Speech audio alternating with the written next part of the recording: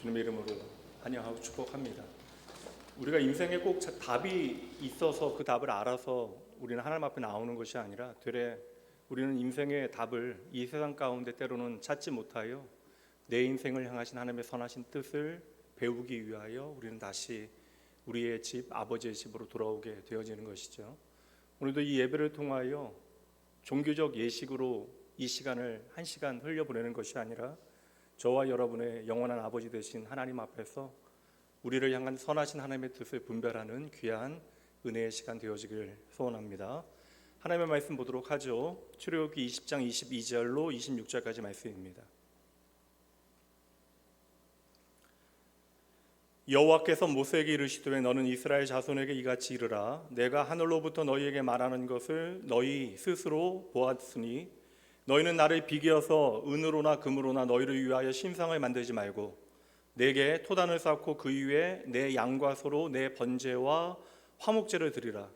내가 내 이름을 기념하는 모든 곳에서 내게 임하여 복을 주리라. 내가 내게 돌로 제단을 쌓거든 다듬은 돌로 쌓지 말라. 내가 정으로 그것을 쪼면 부정하게 함이니라.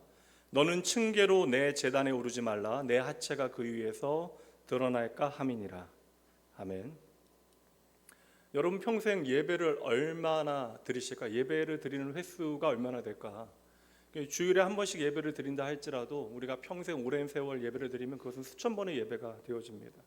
또 주중에 예배 나오시는 분들 또 새벽마다 나와서 예배 드리고 기도하는 분들 생각하면 많게는 수만 번까지 우리는 평생 예배를 드리게 되어지는데, 그런데 이제 예배를 우리가 늘상 우리의 삶과 같이 드리다 보면 어느덧 우리의 마음에 찾아오는 생각이 하나 있습니다. 내가 이렇게 많은 예배를 드리는데 예배를 제대로 드리고 있는 것이 맞나? 예배에 대한 이런 고민이 시작되어지는 것은 사실 우리 안에 하나님께서 이렇게 새로운 일을 좀 행하신다는 증거가 될 수 있다고 생각하거든요. 세상은 우리에게 결국 마지막 답을 줄 수 없지만 하나님 우리 아버지는 우리의 인생에 그 마지막 답을 줄 수 있는 분이기 때문에 우리의 마음에 있는 그 모든 생각들을 하나님 앞에 그대로 가지고 나와 아뢰는 것은 참으로 지혜로운 일이 되어집니다. 예배를 많이 드리는 것만큼 예배의 실력이 반드시 좋아지는 것은 아니다.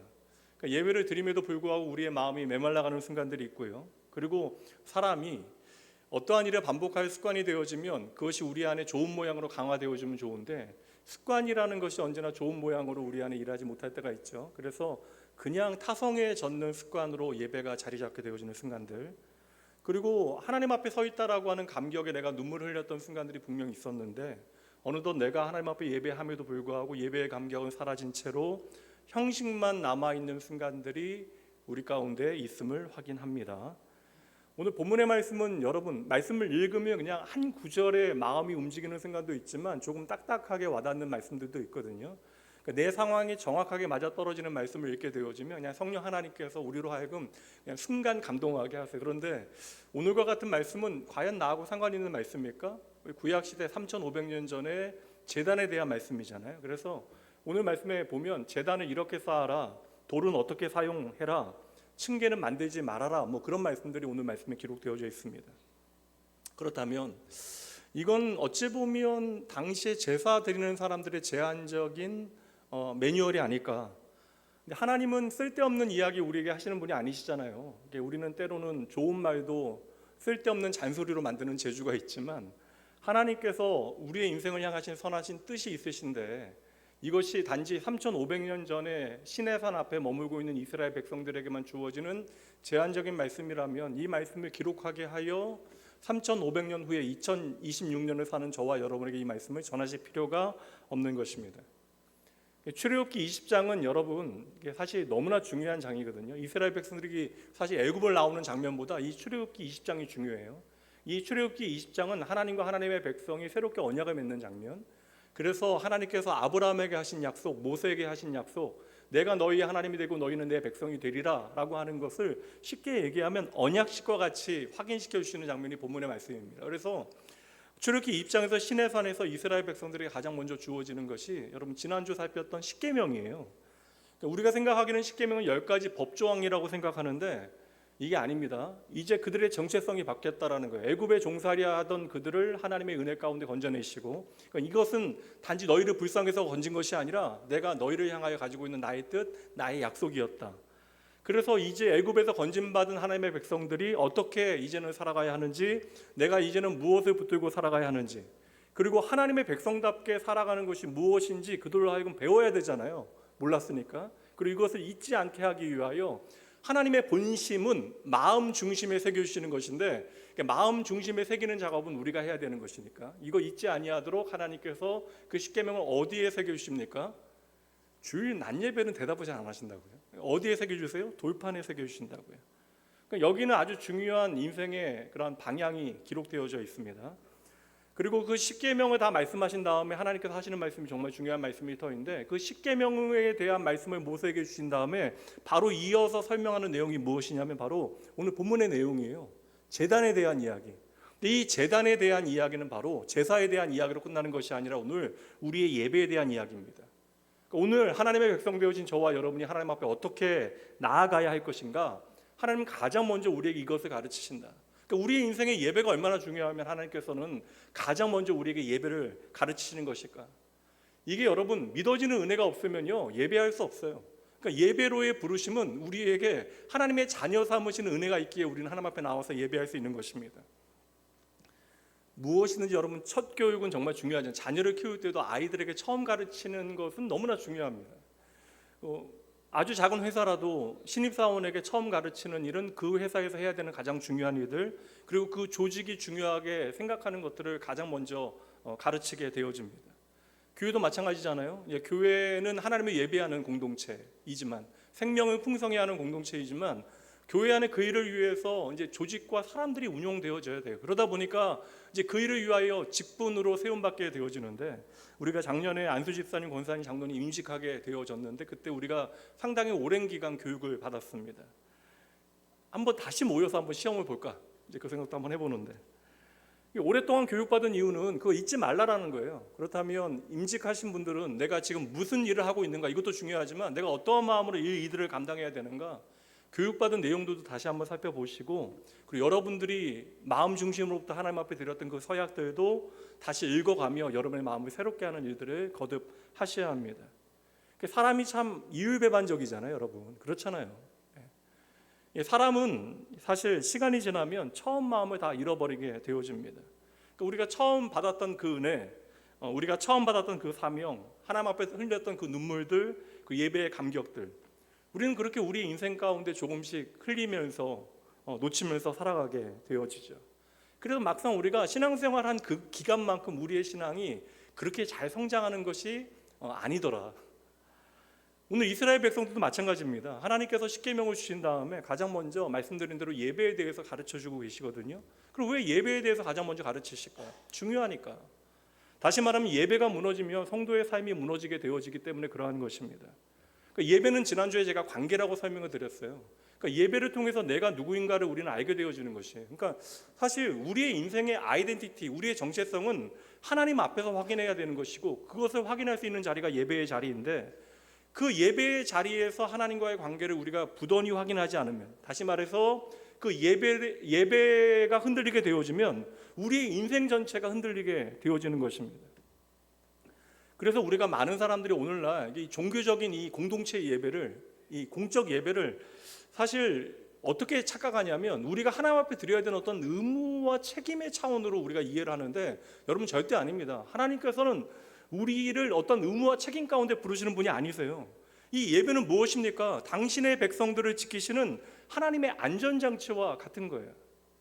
그래서 오늘 본문의 말씀은 단순히 제단을 어떻게 만들어야 하는가, 그 기술, 매뉴얼, 교본을 우리에게 보여주고 있는 말씀이 아니다. 도리어 이 말씀은 오늘 2026년에 살아가는 저와 여러분에게도 여전히 오늘 살아있어 역사하는, 너희는 어떠한 마음으로 나를 예배하여야 하는가, 이것을 친히 우리에게 알려주시는 하나님의 말씀이 되어지는 것입니다. 그러니 오늘 본문의 말씀, 나와는 상관없는 말씀처럼 보일지라도 이 제단의 원리를 통하여 하나님 보시기에 참 좋은, 여러분의 인생은 세상이 판단해 주는 것이 아니라 결국 하나님께서 여러분의 인생을 평가하시고 판단하시는데, 하나님 보시기에 참 좋은 예배자가 되어지기 위하여 오늘 우리가 붙잡아야 되는 네 가지 태도에 대해서 함께 나누도록 할게요. 제가 많이 이야기해야 세 가지인데 오늘은 네 가지 이야기하니까 여러분 집중력을 발휘하셔야 됩니다. 바로 들어갈게요. 첫 번째, 하나님을 왜곡해서 섬기지 말아야 한다는 것입니다. 오늘 본문의 말씀 23절 보도록 할게요. 너희는 나를 비교해서 은으로나 금으로나 너희를 위하여 신상을 만들지 말아라. 그러니까 제단을 쌓아라. 그러니까 하나님을 예배하라. 하나님께 집중하여 예배하라는 이야기를 하시면서 가장 먼저 무엇에 대해서 이야기하세요? 이게 재밌거든요. 그러니까 하나님만을 예배하라라는 그 제단 이야기를 하시면서 도리어 우상 이야기를 먼저 꺼내 놓으시는 거예요. 너희는 너희를 위하여 은과 금으로 신상을 만들지 말라. 이거 이미 십계명에서 주신 말씀 아니에요? 너희는 나 외에 다른 신을 내 앞에 두지 말라. 근데 하나님께서는 십계명 다음에 이 예배에 대한 제단에 대한 말씀을 하시면서 반복하여 이 말씀을 당신의 백성들에게 들려주시는 거예요. 이건 어떠한 의미겠어요, 여러분? 성도들의 삶에 예배가 무너지게 되어지는 가장 첫 번째 이유가 무엇인가? 그러니까 우리의 삶에 예배가 무너지는 첫 번째 이유는 바로 이 우상이기 때문에 그렇다. 근데 교회 좀 다닌 분들은 뭐 이러한 이야기 나오면 좀 사실 마음에 크게 와닿지 않아요. 왜냐하면 나는 새긴 우상을 만들어 하나님 앞에 둔 적이 없거든요. 심지어 나는 뭐 교회 다니는 사람들 뭐 신년 운세도 보고 뭐 전보로도 다닌다라고 이야기하는데 실상 저는 그게 진짜인가 궁금하긴 한데 제가 옛날에 안수 집사님의 지갑 안에서 부적을 발견하게 되어진 그날, 그러니까 이게 충분히 그럴 수도 있겠구나라는 생각을 해봤어요. 근데 이게 사실 이게 신앙생활 꽤 한 사람들, 그 사람들에게 전혀 상관없는 말씀일까? 근데 여기 말씀에서 우리가 눈여겨봐야 되는 단어 하나가 있는데 23절 말씀에 보면 너희는 나를 비교해서 은이나 금으로 너희를 위하여 신상을 만들지 말라. 그러니까 우상을 만드는 것은 결국 우리 자신을 위하여 만드는 것이다 라고 이야기하고 있어요. 그래서 아무리 우리가 그것들을 잘 섬긴다 한들 이것은 하나님을 향한 예배가 되어질 수 없다. 왜냐하면 나를 위한 것이기 때문에 그러하다. 여기서 중요한 단어, 낯선 단어가 하나 나오는데 여기서 비교서라고 하는 단어가 나옵니다. 이거 굉장히 중요한 단어인데 이 비교서, 우리 일상에 사용되지 않는 단어이지만 이 단어에는 두 가지 뜻이 있어요. 첫 번째는 이건 여러분 흔히 이야기하는 십계명에는 나 외에 나를 제쳐놓고 라는 의미가 있습니다. 그러니까 하나님 외에 다른 우상을 섬기지 말라, 하나님 외에 다른 우상을 만들지 말라. 이건 너무나 쉬운 이해잖아요. 근데 이 비교서에는 또 다른 의미가 담겨져 있어요. 그리고 이것은 우리에게 너무나 중요한 의미입니다. 이 비교서라고 하는 의미는 하나님과 나란히라고 하는 의미예요. 하나님과 동등하게라고 하는 의미입니다. 이스라엘 백성들 계속 우상 숭배한다라고 하나님 앞에 혼나는데 이스라엘 백성들은 하나님 섬기지 않은 적 없습니다. 하나님을 떠났다는 얘기 계속되어요. 구약 성경에 가장 많이 나오는 하나님의 말씀이 나의 백성이 나를 떠났다는 표현인데 이스라엘 백성들은 단 한 번도 하나님을 향한 예배를 잊은 적이 없어요. 근데 그들의 문제가 무엇입니까? 하나님을 섬긴다라고 이야기하면서 은과 금을 하나님의 자리에 올려두게 되어졌던 것이죠. 이 말씀이 모세에게 주어지는 그 순간에 이미 이스라엘 백성들은 실패하고 있어요. 인간성의 연약함이 드러나요. 그래서 모세가 이 말씀을 듣고 있을 때 산 아래에서 어떠한 일이 벌어지고 있는가에 대해서는 다음 주 전세대 예배에서 우리 아이들과 함께 나누도록 하겠습니다. 모세가 시내산에서 내려오게 되어질 때 그들이 우상을 만들잖아요. 황금송아지 만들고 하나님 앞에 예배합니다. 그것을 가지고 예배하고 찬양하고 뛰놀고 기뻐하고 안식하고 평안을 누려요. 그러면서 뭐라고 이야기합니까? 이 황금송아지 신이 우리를 애굽에서 인도해냈다. 다시 말하면 이 황금송아지가 바로 하나님이시다라고 이야기한 거예요. 저와 여러분이 보기에는 얼마나 어리석게 보여집니까? 말도 안 되잖아요. 근데 오늘 저와 여러분의 삶을 가만히 들여다보면 우리도 똑같은 실수를 할 때가 있다는 것이죠. 기독교는 여러분 하나님으로부터 시작되어진 종교. 그래서 세상의 모든 종교와 기독교만이 갖는 어떤 독특성이 있다면, 그래서 이것 때문에 종교 통합이 불가능하다라고 토인비는 이야기하거든요. 그러니까 세상의 모든 종교는 인간이 신을 찾아가는 과정입니다. 근데 기독교만큼은 하나님이 인간을 찾아오시는 거예요. 그래서 세상에 모든 하나님 없는 사람들이 기독교에 대해서 마지막 비판하는 게 무엇이에요? 성도가 아무리 잘 살아간다 한들 모든 도덕적인 우위를 가지고 우리가 선하고 착한 삶을 살아가도 결국 우리를 인정하지 못하는 이유는 오직 하나님만이 유일한 구원의 한길이시다라고 하는 사실을 그들은 인정하지 못해요. 그러니 세상의 모든 종교는 기독교를 향하여 편협하다, 왜곡되어졌다, 독선적이다 이야기하는 것이죠. 그러니까 기독교는 결국 한 분 하나님을 통하여 나의 존재를 확인하는 작업, 그러니까 하나님만이 나의 전부이심을 내가 잊지 않고 살아가는 것이 기독교 신앙의 본질이 되어지는 거예요. 그래서 우리는 늘상 하나님이 나의 전부이십니다, 하나님이 나의 생명이십니다, 하나님을 내가 믿습니다, 이야기하는데, 그 믿는다라는 것은 절대적인 사랑을 그분께 드린다, 그 절대적인 사랑 안에서 내가 살아가겠다. 근데 내가 믿는다라는 고백과 함께 재미있는 것은 하나님보다 하나님께서 주시는 것들을 더 갈망하게 되어지는 순간이 얼마나 많은지, 그 하나님 아닌 성공을 더 원하게 되어지고, 하나님보다 형통을 더 원하게 되어지고, 내가 하나님의 영원한 나라보다 이 땅 가운데 오늘 당장 좀 편안하고 잘 살아가는 것을 갈망하게 되어지는 때가 너무나 많아요. 근데 저는 이것은 어쩔 수 없다, 인간성의 어떠한 본성의 그 흐름이다. 끊임없이 우리는 이 방향으로 가게 되어질 것이다. 그러니 하나님께서 우리의 연약함을 아시고 계속해서 하나님의 말씀 앞으로, 이 예배 앞으로 우리를 초청하시는 거예요. 우리의 신앙생활도 여러분, 어느 순간 하나님을 사랑해서가 아니라 내가 하나님으로부터 얻을 수 있는 것이 무엇일까 고민하게 되어지는 순간이 분명히 있다는 거예요. 그러니까 왜 우리가 낙담하고 절망하게 되어지는가? 정말 여러분 상황이 어렵고 인생이 고달파서 하나님을 향하여 원망하고 하나님을 떠나가거나 방황하게 되어집니까? 저는 4대째 예수를 믿는 가정에 태어나서 23살부터 교육자로 많은 교회를 섬기면서 살아왔어요. 성도들의 인생의 내밀한 어떠한 문제들과 우리가 만나게 되어질 때마다, 그러니까 인생의 가장 어려운 문제 가운데 하나님 앞에 나오지 않고서는 답이 없다라고 이야기하는 수많은 성도들을 볼 때마다 제가 경험하게 되어지는 것은, 인생의 고난, 인생의 어떠한 아픔과 광야의 시절은요, 성도로 하여금 하나님 앞에 더욱더 집중하게 만들어요. 우리가 정말 내 마음이 가난해져서 나는 하나님 없어서는 정말 안 된다라는 사실을 깨닫게 하는 것, 이게 고난과 아픔의 자리거든요. 근데 우리가 사실 막상 하나님만이 나의 전부 되신다는 것을 우리의 믿음으로 고백하지만, 실상 우리가 낙담하게 되어지는 이유를 살피게 되어지면 그 고난의 문제이기보다는 하나님을 믿어서 내가 기대했던 것들이 잘 이루어지지 않을 때, 그러니까 솔직히 말하면 내가 하나님 믿으면 전보다는 훨씬 더 잘 살아야 하고, 그리고 남들보다는 성공해야 되잖아요. 하나님께서 나를 사랑하신다 이야기하셨으니까. 그러니까 우리가 언제 하나님을 안 믿은 적이 있습니까? 이렇게 열심히 예배드리고 헌금 드리고 또 교회 안에 섬기기까지 하는데. 근데 우리의 문제는 무엇이에요? 오늘 말씀과 똑같아요. 하나님도 믿고 세상의 금과 은도 우리가 함께 믿고 있다라는 것이, 그러니까 우리가 믿는다는 표현을 안 하는 것이죠. 같은 위치에 두는 거예요. 오늘 말씀처럼 비긴 자리에 두는 거예요. 비겨서. 그러니까 하나님과 이 세상의 자랑을 같이 비겨서 그 자리에 함께 두는 것입니다. 하나님께서 왜 당신을 질투하는 하나님이라고 표현하실까? 이것으로 사실 안티크리스찬들은 기독교를 독선적인 종교로 이야기하죠. 신부터 우선 이렇게 질투하고 이렇게 하는 그런 존재가 아니냐. 여러분, 하나님이 인간을 질투한다는 것이 말이 됩니까? 이 질투는 사랑이잖아요. 열심이잖아요.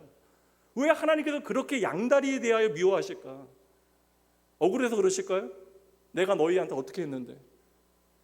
왜 하나님께서는 이렇게 성도들의 양다리를 미워하실까? 오직 생명은 하나님께만 있는데 생명 아닌 것에 내 생명을 걸고 살아가는 것, 그 길이 생명을 잃게 만드는 것이기 때문에 하나님께서는 안타까워 하시는 것이죠. 어느덧 우리의 인생에 하나님과 허락하실 것만으로 우리가 하나님을 바라보기 시작하면, 그래서 우리는 하나님을 은과 금처럼 여기게 되어지는 것이다. 나도 모르게 우리의 마음속에 황금 송아지 하나씩 키우게 되는 것입니다. 여러분, 분명 말씀드릴게요. 하나님은 저와 여러분을 참으로 사랑하시고 우리를 잘되게 하시는 분이시지만, 하나님은 우리의 성공을 위하여 존재하는 분이 아니십니다. 하나님은 우리의 욕망을 이루어내는 도구가 아니라고요.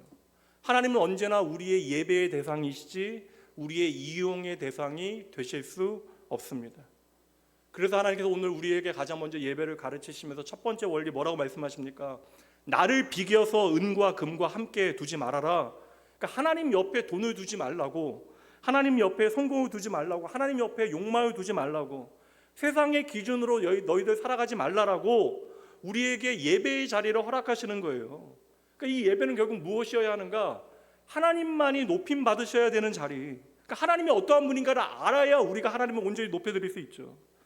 그러니까 나의 욕망을 도리어 좀 내려놓고 하나님께서 내 삶에 더 크게 보이도록 만드는 자리, 그렇게 은혜 베푸시는 자리가 바로 예배의 자리여야 하는 것입니다. 그래서 오늘 내가 예배를 진짜 잘 드리고 있는가, 하나님이 얼마나 크게 보이는가를 확인하셔야 돼요. 예배가 무너지기 시작하는 때를 여러분 그러니 잘 보셔야 돼요. 내 인생에 하나님이 작아지는 순간, 하나님이 보이지 않는 순간, 그때 여러분 다른 것들이 커지고 있다는 사실을 여러분 아셔야 돼요. 그것들이 여러분 겉으로 보기에는 염려와 걱정과 불안의 모양으로 찾아오잖아요. 그러니까 우리는 환경의 문제라고 착각하는 거예요. 오늘 내가 염려하고 걱정하고 불안해하고 있으니까. 근데 여러분, 우리의 삶에 왜 염려와 불안이 커집니까? 결국 내 인생을 끝까지 책임지신 하나님, 나를 영원한 하나님의 나라까지 인도하실 하나님 우리가 놓치기 때문인 것이죠. 그러니까 우리가 염려하는 내용들이 무엇이에요? 하나님 더 사랑하지 못해서 여러분 염려하십니까? 내가 하나님 더 여러분 열심히 섬기지 못해서 여러분 불안해하세요? 도리어 우리 안에 세상의 기준이 강화되어지면 강화되어질수록 내 하나님은 점점 작아지는 것이죠. 내 안에 하나님이 점점 작아질 때, 그때 여러분 우리의 예배도 무너지게 되어지는 것입니다. 그래서 하나님께서 너희는 예배하는 하나님의 백성이다, 제단에 대해서 이야기하시면서 가장 먼저 우상이 무엇인가에 대하여 말씀하시고 경계하도록 하시는 거예요. 여러분, 하나님만이 하나님 되시는 자리, 그 자리가 바로 예배의 자리임을 믿으시기 바랍니다. 그러니 오늘 여러분의 예배 가운데 홀로 한 분 하나님께서 서 계신지, 여러분의 인생의 광야 가운데 세상에 수많은 거인들 있잖아요. 골리앗과 같은 수많은 이름의 거인들, 그 거인들보다 더 크신 하나님께서 여러분의 인생의 광야 가운데 서 계신지를 다시 한번 확인하셔야 합니다. 두 번째, 하나님께서 예배의 원리를 가르치십니다. 24절 말씀 보도록 할게요. 여러분 집중하시도록 함께 읽어보도록 합니다. 내게 토단을 쌓고 그 위에 내 양과 소로 내 번제와 화목제를 드리라. 하나님께서는 단을 쌓는데 뭐로 쌓으라고 이야기하세요? 토단은 뭐예요? 흙으로 쌓으라라는 거예요. 그 흙으로 쌓은 제단이 바로 토단입니다. 그렇다면 왜 하나님은 굳이 흙으로 제단을 쌓으라고 이야기하셨을까? 세상의 모든 종교는 여러분 인간의 정성이 들어가야 돼요. 그렇죠?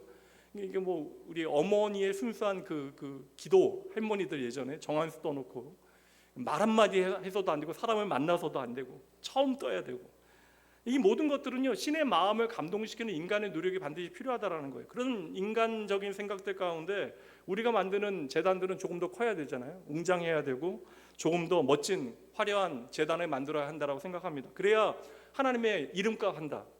그래서 재밌는 건 뭐예요 여러분? 무신론자들도 유럽에 가서 1000년 넘은 엄청난 성당들 보면서 거기 가니까 뭔가 신적 존재가 느껴진다. 이게 얼마나 재밌는 얘기예요. 그러니까 웅장한 성당을 보면 그 안에 어떠한 영적인 존재가 있는 것처럼 생각하는 것이 인간의 본성입니다. 근데 우리 하나님께서는 무슨 말씀을 하세요? 제단을 쌓는데 어떻게 쌓으라고요? 하나님을 예배하는 장소인데 흙으로 쌓으라. 근데 왜 하나님께서는 흙으로 제단을 쌓으라고 이야기하셨을까? 흙은 어디에나 있는 거잖아요 여러분. 이스라엘 백성들 이제 계속 움직이면서 하나님 예배해야 되는데 어디에서나 하나님께서는 당신의 백성들에게 예배받기를 원하셨던 거예요. 흙은 어디에나 구할 수 있는 것, 누구나 구할 수 있는 것, 여러분 기술이 없어도 쌓을 수 있는 것이 여러분 흙으로 만든 제단입니다. 그러니 여러분 우리가 오해하지 말아야 되는 것은 예배는 특별한 장소와 화려한 조건이 있어야만 가능한 것이 아니라는 거예요. 우리가 생각하는 거죠. 물론 여러분 우리가 함께 예배할 수 있는 아름다운 예배당 너무나 감사한 일이잖아요. 또한 아름다운 효율적인 공간들이 있어서 다음 세대를 잘 교육하고 키울 수 있는 그런 교육 여건들이 만들어지는 것은 너무나 귀한 일입니다. 그런데 여러분 눈에 보이는 성전이, 그러니까 눈에 보이는 예배당이 완전해져야 하나님께서 우리의 예배를 받으시는 것이 아니다. 그러니까 성전이 완전해져야 예배가 가는 것이 아니다. 그래서 여러분 성전이 지어지는 것은 나중의 이야기잖아요. 너무나 먼 나중의 이야기. 하나님께서 언제든지 나의 백성들을 향하여 너희는 내게로 그냥 언제든지 와라. 이게 하나님의 마음이라고요. 그래서 하나님께서는 다른 화려한 것들 하지 말고 흙으로 제단을 만들어라. 창세기 28장 보면 야곱이 이게 아버지한테 사고라는 표현도 맞죠. 아버지 등쳐먹고 밤중에 도망가잖아요. 이런 사람을 여러분 통하여 12지파를 만드시고 이스라엘을 만드신다. 이게 하나님의 은혜거든요. 야곱이 나다. 이거 확인만 하셔도 여러분 신앙생활 잘하시는 겁니다. 야곱이 근데 그렇게 소년 야곱이 도망가면서 어떻게 해요? 밤에 광야에서 아무것도 없으니까 여러분 잘 아시는 돌베개 베고 잠이 들잖아요. 그 밤이 얼마나 외롭고 무서웠을까 그 아이가.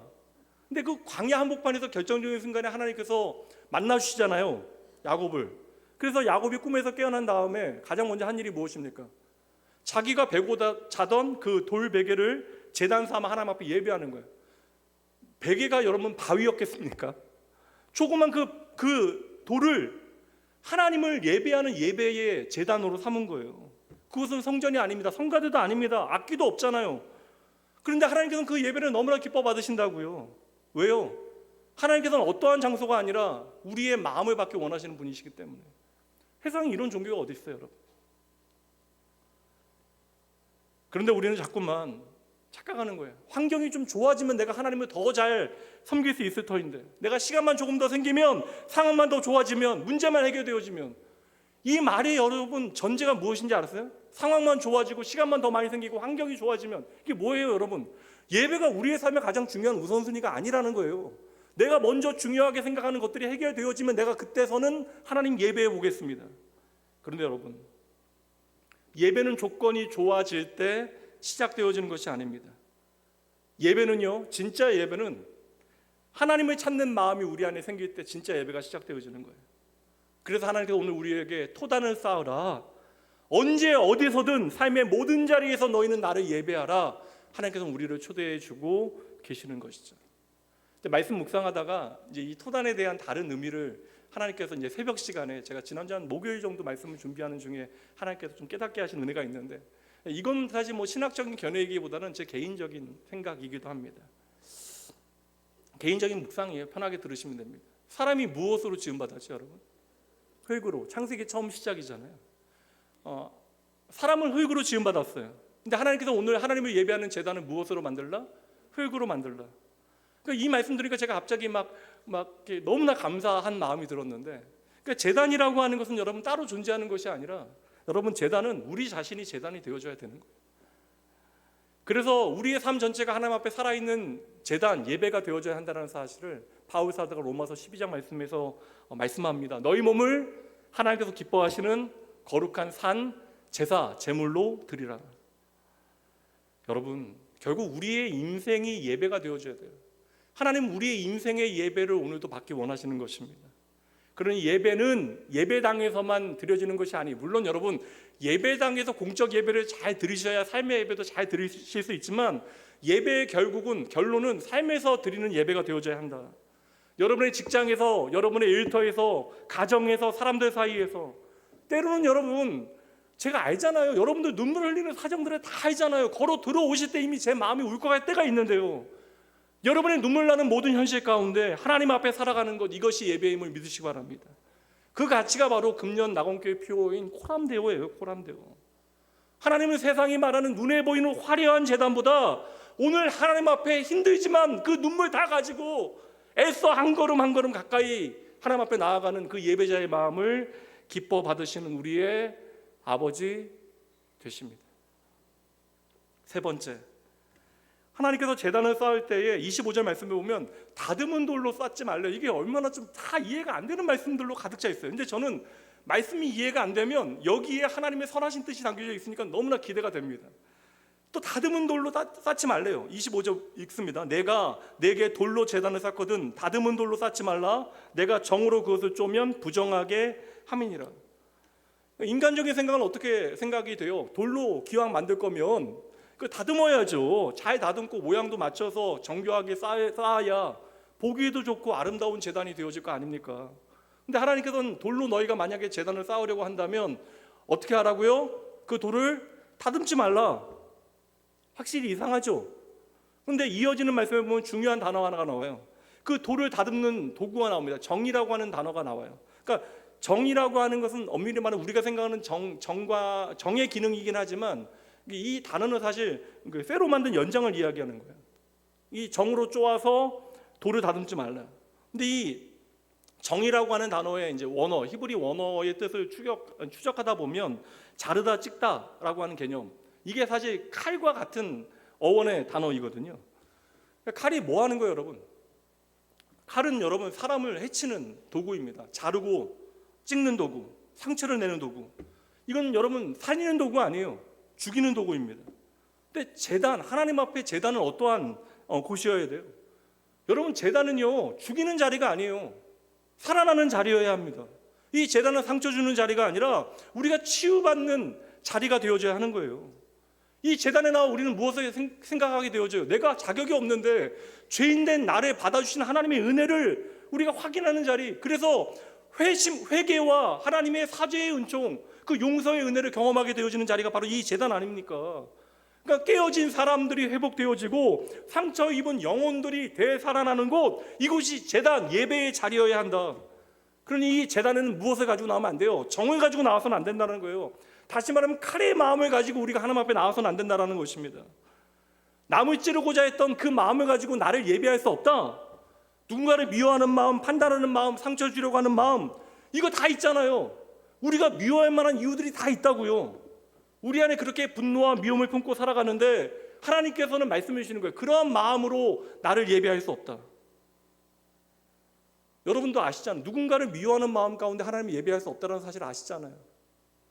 그러니 여러분, 예수를 믿고 내 인생에 원수를 만들 필요가 없는 인생이 얼마나 복된 인생인지를 아셔야 돼요. 원수를 사랑하라는 것은 여러분, 우리의 인생에 더 이상 원수를 만들 필요 없다는 사실을 예수님의 십자가를 통하여 우리에게 알려주신 거예요. 그래서 이 예배의 원리를 예수님께서 그 중요한 산상설교 가운데 친히 말씀해 주시는데, 이 구절은 봐야 합니다. 마태복음 5장 23절 24절 말씀. 그러므로 예물을 제단에 드리려다가 거기서 내 형제에게 원망 들을 만한 일이 있는 것이 생각나거든 예물을 제단 앞에 두고 먼저 가서 형제와 화목하고 그 후에 와서 예물을 드리라. 이거 문자적으로 우리가 해석하게 되어지면 이 시간 여러분 다 나가셔야 되잖아요. 형제에게 내가 잘못한 일들 생각나거든 이거 잠깐 멈추고 가서 화해하고 와서 예배해라. 이 말씀의 의미는 무엇이겠어요? 예배는 바로 생명의 자리라는 거예요. 다시 말하면 미움의 칼을 가지고 증오의 칼을 가지고 이 생명의 자리로 우리는 들어갈 수 없는 것입니다. 안타깝지만 우리가 일주일을 살아가면서 말로 사람을 찌르게 되어질 때 얼마나 많아요. 이게 크고 작은 일들이 벌어지잖아요. 내 사랑하는 사람들에게도 내 감정에 따라 우리는 원치 않는 이야기를 하게 되어지는 때가 있어요. 정죄하는 말, 비난하는 말, 미워하고 상처 주는 말, 나도 모르게 내 마음 가운데 누군가를 무너뜨린 적이 우리의 마음에는 있다라는 것입니다. 그런데 우리는 그 마음을 가지고 아무런 일도 없다는 듯이 예배드리러 나오게 되어지는 것이죠. 근데 그때 하나님께서 우리에게 하시는 말씀이 무엇이에요? 그 마음으로는 너희가 나에게 제대로 된 예배를 드릴 수가 없다. 이것은 여러분 안 받겠다라는 것이 아닙니다. 하나님은 우리의 예배를 너무나 기뻐 받으신다고요. 받기 원하신다고요. 이것은 안 받겠다라는 것이 아니라 너희가 제대로 된 예배를 드릴 수 없다. 나는 너희가 제대로 된 예배를 드리기 원한다. 예배는 하나님 앞에서 죽어가는 영혼이 다시 살아나는 자리임을 여러분 믿으셔야 돼요. 그런데 오늘 예배의 자리에 와서 여전히 풀어내지 못한 마음들이 있다면 여러분 하나님 앞에 더 간절히 기도를 시작하셔야 됩니다. 당장 좋아질 수는 없어요. 오랫동안 미워했던 사람들 한순간 녹아도요, 변하지 않는 그 사람 앞에 내 마음이 온전히 회복되어지는 데는 오랜 시간이 걸려요. 그러니 하나님께서 그를 더 이상 생각하지 아니하도록, 매이지 아니하도록 하시는 은혜가 우리에게 필요합니다. 여러분, 용서하지 못하는 사람은 내 마음 가운데 용납하지 못하는 일들이 있잖아요. 근데 하나님께서는 그냥 네가 그에게 미워하지 않고 손에 끼치지 않고 그러면 괜찮다 하시는 게 아니잖아요. 세상은 우리가 구체적으로 그를 상하게 하는 일을 하면 그것을 잘못됐다 이야기하지만 하나님께서는 우리의 마음 중심을 헤아리신다. 또 원치 않게 우리가 칼로 사람을 칼 같은 말로 사람을 찌르고 우리가 하나님 앞에 나올 수도 있잖아요. 오늘 하나님께서는 다시 우리에게 말씀하시는 거예요. 너희의 그 마음 속에 있는 그 칼 내려놓고 지금 여기 들어와라.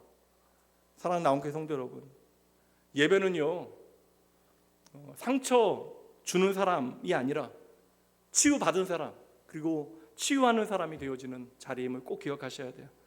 시간이 많지 않으니까 이제 마지막 하나님께서 친히 알려주시는 예배의 원리 26절 말씀 봅니다. 너는 층계로 내 제단에 오르지 말라. 내 하체가 그 위에서 드러날까 함이니라. 제가 한 흐름 가운데 설교할 때도 많이 있는데 오늘은 일부러 여러분들 마음에 꼭 남기시라고 일부러 4가지 대지로 나눠서 여러분들에 설명드리는 거예요. 독특하잖아요. 제단에 어딘가를 오르기 위해서는 계단이 있으면 훨씬 더 편한데 하나님께서는 층계를 만들지 말라라고 이야기하십니다. 이게 의미가 어떠한 일일까? 어떤 의미일까? 층계는 여러분 올라가는 거잖아요. 올라가는 구조이잖아요. 올라가기 위하여 만드는 거. 그러니까 사람을 높이는 구조가 층계입니다. 그러니까 누군가를 내려다보는 자리, 위로 올라가는 자리가 바로 그 자리이죠. 근데 26절에 보면 이게 사실 이 의미가 분명히 지는데 조금 민망한 표현이 나옵니다. 층계를 오르게 되어지면 너의 하체가 드러날까 염려하노라. 그러니까 높은 계단을 밟고 올라가면 밑에서 사람의 부끄러운 하체가 들여다 보이기 때문이라고 하는 것인데 이거 여러분 문자적인 의미가 아니겠죠. 영적인 의미가 분명히 이 안에 있습니다. 그러니까 하나님 앞에 우리가 예배하기 위해 예배의 자리에 나올 때 우리가 자기를 높이려고 하는 그런 의도가 있으면 내가 모르게 나를 높이려고 하는 그 순간 도리어 잘 보세요. 나를 높이려고 하는데 나를 높이려고 하는 그 노력 가운데 감추어져야 할 우리의 추악한 욕망과 수치스러운 그런 죄성이 그냥 그대로 고스란히 폭로되어진다. 그게 세상 가운데 그렇다라는 것이 아니라 하나님 앞에 다 드러나게 되어진다. 예배는 결국 사람을 높이는 자리가 아니잖아요. 하나님만 높임받는 자리가 예배의 자리잖아요. 근데 사람은 본성이 하나님을 예배하는 그 제단 앞에서도 자기의 모습을 드러내기 원하고 자기 위치를 확인하기 원하고 자기의 어떠한 경건을 자랑하는 것이 인간의 죄악된 본성이다. 그러니까 성경은 그것을 자기 의라고 이야기합니다. 그러니까 너희가 백날 내 자신을 의롭다라고 생각해라. 이거 하나님이 의롭다 하지 아니하시면 이 자기 의는 도리어 우리가 하나님 없는 증거가 되어지는 것입니다. 그래서 저는 늘상 생각하거든요. 저는 앞에 서는 사람이잖아요. 말을 많이 하는 사람이잖아요. 하나님 앞에 서게 되어지는 사람들, 특별히 사람들 앞에 서게 되어지는 사람들 정말 조심해야 됩니다. 내가 할 수 있는 말이 나의 믿음의 실력이라고 착각해서는 절대 안 되는 거예요. 목사가 이거 놓치게 되어지면 이거 정말 그 사람들은 무너지는 거예요. 저도 뭐 마찬가지입니다. 예배의 자리에서 가장 위험한 것이 무엇이겠어요? 내가 하나님 앞에 나아갑니다라고 이야기하면서 계속해서 나를 보이기 원하는 거예요. 내가 얼마나 하나님을 제대로 예배하는지, 내가 얼마나 교회를 위하여 헌신하는지, 내가 얼마나 믿음이 좋은 사람인지, 또 내가 얼마나 이 교회에 중요한 사람인지, 그 마음이 생기는 순간 예배는 하나님을 높이는 자리가 아니라 바로 나를 드러내는 무대가 되어져 버리는 것이죠. 그래서 하나님께서 마지막 우리에게 무엇을 가르치십니까? 층계로 내 제단에 오르지 말라. 예배의 자리는 여러분 올라가는 자리가 아니라는 거예요. 내려가는 자리, 내려놓는 자리, 힘들지만 내 자랑 내려놓고, 내 알량한 의로움 내려놓고, 내 체면과 내 자존심 다 내려놓고, 나를 드러내고 싶은 그 마음, 생생내고 싶은 마음 다 내려놓고 오직 하나님 앞에 엎드리는 자리, 그 자리가 예배의 자리임을 여러분 믿으셔야 돼요. 하나님 앞에 나아갈 때 우리에게 필요한 것은요, 높이 올라가는 층계, 사다리가 아니라고요. 화려한 자리가 아닙니다. 사람들의 인정이 아니에요. 그러니까 사람들에게 박수 받는 사람들, 부러움 받는 사람들은 더 조심하셔야 돼요. 하나님 앞에 예배하기 위해 진짜 예배자에게 필요한 것이 무엇입니까? 성경 계속 말씀하시잖아요. 예배자에게 필요한 것은 무엇이에요? 낮아진 마음, 상한 심령이잖아요. 그 상한 심령은 무엇입니까? 내가 오늘 얼마나 잘 나가는가, 내가 얼마나 많은 사람들이 부러움을 받는가, 그거 중요하지 않다라는 거예요. 내가 오늘 하나님의 은혜 없으면 나는 절대 안 됩니다. 이 고백이 진실해질 때 우리의 예배가 진짜가 되어짐을 믿으셔야 돼요. 홀로 하나님만이 예배 받으시는 그 자리, 높임 받으셔야 되는 그 자리, 그 자리는 낮아진 사람들을 통하여 시작되어지는 것. 이게 예배의 원리가 되어지는 거예요. 이게 참 어렵잖아요. 얼마나 어려워요. 예수님께서 산상수훈 말씀 너무나 중요한데, 저는 하나님 나라의 대언자, 우리가 이 땅에서 하나님의 나라를 살 수 있는 비결은요, 마태복음 5장에서 7장까지 있어요. 그 대로만 살면 우리는 이 땅에 하나님의 다스림과 하나님의 나라를 이루며 살아갈 수 있는데, 문제는 우리가 할 수 있는 것이 아무것도 없더라. 왜요? 끊임없이 올라가려고 하는 것이 우리의 본능이니까. 근데 놀랍게도 우리가 그렇게 힘들지만 낮아질 때 하나님께서 약속하신 게 무엇이에요? 내가 너희 높여줄게. 이게 약속이거든요. 너무나 많은 구절인데 한 구절만 볼게요. 야고보서 4장 10절 말씀 함께 읽어봅니다. 주 앞에서 낮추라. 그리하면 주께서 너희를 높이시리라. 아멘하지만 세상 가운데는 되도 않는 이야기예요. 근데 세상 가운데 되도 않는 이야기다? 감사하셔야 돼요. 세상에서는 안 되는 이야기지만 이게 하나님 나라에서는 되는 거예요. 하늘의 법칙이 되어지는 것입니다. 내 힘만으로 우리가 살아가게 되어지면 결국 우리의 추함과 수치가 드러나요. 인간성의 어떤 결정적인 한계의 약점들이 드러나게 되어지는데, 내가 하나님 예배하는 그 제단 앞에 나를 스스로 낮추고 엎드리게 되어지면 하나님의 능하신 오른손이 나를 붙드시고 하나님의 친히 우리를 당신 앞에 영광스럽게 세워주심을 믿으시기 바랍니다. 그러니까 적어도 여러분 예배의 자리에서만큼은 내가 세상 가운데 힘써 얻어낸 그 계급장 떼어내시고 여러분들 위에 높아진 그 계단 내려와서 나를 통하여 영광 받으실 하나님만을 오롯이 바라보고 살아가는 여러분 되시길 주님의 이름으로 축복합니다. 오늘 네 가지 예배의 원리 기억하셔야 여러분 제대로 예배 드릴 수 있으니까 마지막 정리해 보도록 할게요. 이 제단을 만드는 원리를 통하여 하나님께서 직접 우리에게 가르치는 네 가지 원리. 첫 번째, 나를 왜곡하여 섬기지 말아라. 그러니까 하나님과 비교해서 하나님 옆자리에 은과 금을 두지 마라. 너희의 돈지갑을 의지하고 살아가지 말아라. 도리어 여러분 복음은 무엇이에요? 이 돈이 나를 살리는 것이 아니라는 사실을 배우는 거예요. 그 돈지갑을 찢어낼 때 우리 안에 복음은 일하기 시작합니다. 오늘 내가 하나님보다 더 크게 의지하는 거, 그거 너희들 내려놓으라. 두 번째, 언제 어디서든 나를 예배하라. 토단을 쌓으라. 삶으로 예배하라. 네 자신이 하나님 앞에 예배하는 산 제물 되어져라. 세 번째, 칼을 품고 너희들 예배하지 말아라. 너희들 상처 주는 마음을 가지고 내 앞에 서지 말아라. 그것이 너희를 상하게 한다. 미움과 정죄와 판단을 내려놓고 예수 그리스도 안에서 우리에게 주어진 화해의 길, 사랑으로 내게 나아오라. 그때 여러분 다른 사람을 복되게 하는 것뿐만 아니라 여러분 자신을 복되게 하신 하나님을 여러분들은 반드시 경험하게 되어질 줄 믿으시기 바랍니다. 마지막, 여러분, 네 번째, 층계로 내 제단에 오르지 말아라. 예배는 오직 하나님만이 높아지는 자리. 그런데 우리는 자꾸만 하나님 앞에 나를 높이고 싶어 합니다. 인정받고 싶고 드러내고 싶고 내 경건과 열심을 나타내기 원합니다. 그러한 우리에게 하나님께서 말씀해 주시는 거예요. 너의 자랑만이 드러나는 인생이 아니라 하나님의 영광이 드러나는 복된 인생을 살아라. 하나님은 저와 여러분에게 그 삶에 당신의 영광을 담아내기 원하시는 하나님이심을 믿으셔야 돼요. 그래서 하나님께서 오늘 십계명 이후에 가장 먼저 예배의 회복에 대하여 이야기하시는 거예요. 우리의 삶에 예배가 회복되어져야 우리 자신이 회복되어지기 때문에, 그 인생이 회복되어지기 때문에. 교회에 다녀도 마음이 세상에 붙어있을 때 얼마나 많아요. 찬양은 하고 있는데 삶이 여전히 하나님 없는 욕망에 사로잡힐 때 얼마나 많습니까? 예배는 드리고 있는데 내 손에 칼을 쥐고 품고 살아갈 수 있다라는 거예요. 그리고 하나님 앞에 나와 예배하는 그 순간에도 하나님보다 내 자신을 높이고자 하는 마음을 우리는 품고 살아갈 수 있습니다.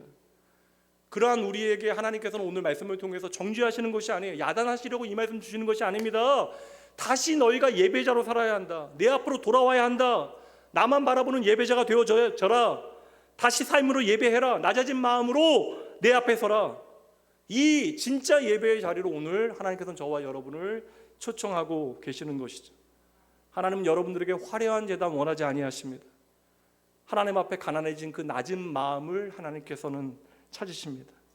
하나님께서 오늘 완벽하고 멋진 사람, 그리고 그 훌륭한 인생을 하나님께서는 찾으시는 것이 아니라 오늘 하나님 앞에 겸손히 무릎 꿇는 그 한 사람을 찾으신다고요.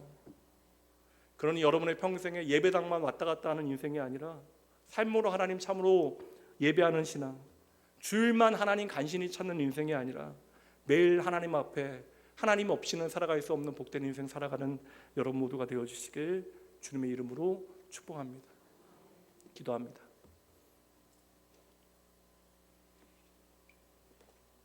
거룩하신 하나님 아버지, 오늘도 저희를 예배의 자리로 불러주시니 감사합니다. 저희들 너무 쉽게 예배를 습관처럼 여기며 살아왔습니다. 입술로는 하나님 예배한다 하면서 저희들의 마음은 세상의 것으로 가득 차 있었음을 이 시간 고백합니다. 아버지, 우리가 하나님보다 은과 금을 더 붙들고 살아왔던 그 모든 모습을 용서하여 주시옵소서. 하나님보다 세상의 성공, 아버지 하나님보다 이 땅의 편안함, 하나님보다 내 욕심을 더 크게 붙들었던 연약함을 불쌍히 여겨 주시옵소서. 하나님, 우리의 예배를 다시 회복하여 주시옵소서. 주일 1시간만 예배하는 인생이 아니라 삶으로 예배하는 사람 되어지게 하시되, 하나님 그저 거룩을 흉내내는 것이 아니라 삶의 자리에서 하나님 의식하며 살아가는 복된 인생 살아갈 수 있도록 이들의 삶을 붙들어 주시옵소서. 하나님, 우리 안에 있는 오늘 칼 같은 마음들을 내려놓습니다. 미워했던 마음, 상처 주었던 마음, 용서하지 못하는 마음, 판단하고 정죄했던 교만함을 예수 그리스도의 십자가 앞에 내려놓사오니 하나님, 저희들의 말이 사람을 살리는 말이 되어지게 하시고, 저희들의 마음이 누군가를 품는 마음이 되어지게 하시고, 저희들의 인생이 하나님의 사랑을 흘려보내는 복된 삶을 살아갈 수 있도록 주여 함께하여 주시옵소서. 낙원교회가 화려한 건물보다 참된 예배를 소중히 여기는 교회 되게 하시고, 프로그램보다 하나님의 임재를 더 사모하는 교회, 사람을 자랑하는 교회가 아니라 하나님만을 높이는 주의 사랑받는 교회 되어질 수 있도록 하나님 우리 가운데 일하여 주시옵소서. 하나님, 참된 예배가 사라지는 이 시대에 무너진 예배가 회복되어지게 하시고, 형식이 되어버린 신앙이 다시 살아나게 하시되, 잃어버린 하나님을 향한 첫사랑과 첫 예배의 감격을 회복하게 하여 주시옵소서. 오늘도 우리 가운데 임재하시어 예배하는 자들에게 복 주시겠다라는 약속의 하나님 바라보고 그 은혜 저희들 풍성히 누릴 수 있도록 오늘도 우리를 참된 예배자로 불러주시는 우리의 생명 되신 예수님 이름으로 간절히 기도합니다. 아멘. 이 시간 헌금 봉헌할 터인데 여러분 말씀 붙들고 기도하시죠. 진짜 우리의 인생 하나님 앞에 복되고 아름다운 인생 되어지기 위하여 평생 하나님 앞에 제대로 예배하는 삶을 살아가야 하는데, 여러분, 우리가 결단해도 무너지는 순간이 있을 거예요. 그런데 여러분들이 정직하게 하나님 앞에 나아가면 그 기도에 하나님께서 분명히 일하십니다. 이 한 시간 여러분 함께 우리의 예배를 예배답게 만드실 그 하나님 의지하며 잠시 여러분의 고백으로 하나님 앞에 나아가도록 합니다. 봉헌합니다. 나의 길이 되신 이름 예수, 나의 길 오직 그가 아버지, 주여, 아시나니. 하나님 아버지여 주여, 아버지 저희들의 입술은 아버지 하나님의 사랑을 말합니다. 아버지 우리의 마음은 세상을 더 사랑합니다. 아버지 끊임없는 욕심과 아버지 염려와 불안을 아버지 더 붙들고 살아갔음을 고백합니다. 하나님 사랑하는 나원의 가족들, 아버지 어느새 우리 안에 무너진 예배를 회복하여 주시옵소서. 아버지 저희 인생이 그저 일주일에 한 번 예배하는 아버지의 삶이 아니라 하나님 앞에 삶으로 예배하는 아버지 복된 인생 살아가게 하시고, 아버지 어디에서든 하나님을 찾고 하나님 앞에 살아가는 참된 아버지 예배를 주여 돕는 주시옵소서. 하나님, 결국 아버지 우리의 경험과 눈에 보이는 것들을 의지하게 되어지는데, 아버지 낙원교회 주의 진리의 말씀을 주옵소서. 아버지 사람과 인생을 자랑하는 교회가 아니라 하나님의 임재를 사모하는 교회 되게 하시고, 하나님 우리의 삶 전체가 하나님 앞에 아름답게 드려지는 아버지여 산 재단 되어질 수 있도록 하나님 함께 하여 주시옵소서. 오늘 아버지 하나님을 참으로 예배하는 자 가운데 임재하신 하나님, 아버지 우리에게 은혜를 베푸신 하나님 시간 하나님 친히 역사하시고 아버지 함께 하여 주시옵소서. 하나님 아버지 붙들어 주시옵소서. 아버지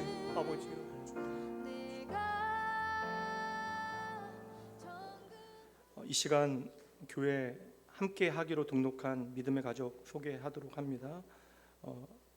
잠시만 자리에서 일어나 주시면 감사하겠습니다. 우리 홍혜근님, 예, 감사합니다. 진심으로 환영합니다. 감사합니다. 교회 몇 주 잘 나오셨는데 등록하셨네요. 감사합니다. 잠시 기도할게요. 좋으신 하나님 아버지, 우리에게 생명 주시고 오늘도 예배의 자리까지 인도하여 주심에 감사합니다. 받은 건 너무나 많음에도 늘 부족함만 바라보며 살아갔던 저희의 연약함을 주여 불쌍히 여겨 주시옵소서. 오늘 하나님 앞에 드리는 이 헌금이 억지로가 아니라 감사의 참된 고백 되어지게 하시고, 물질보다 하나님 더 사랑하는 믿음의 아버지의 삶이 되어질 수 있도록 드린 손길들 붙들어 주시옵소서.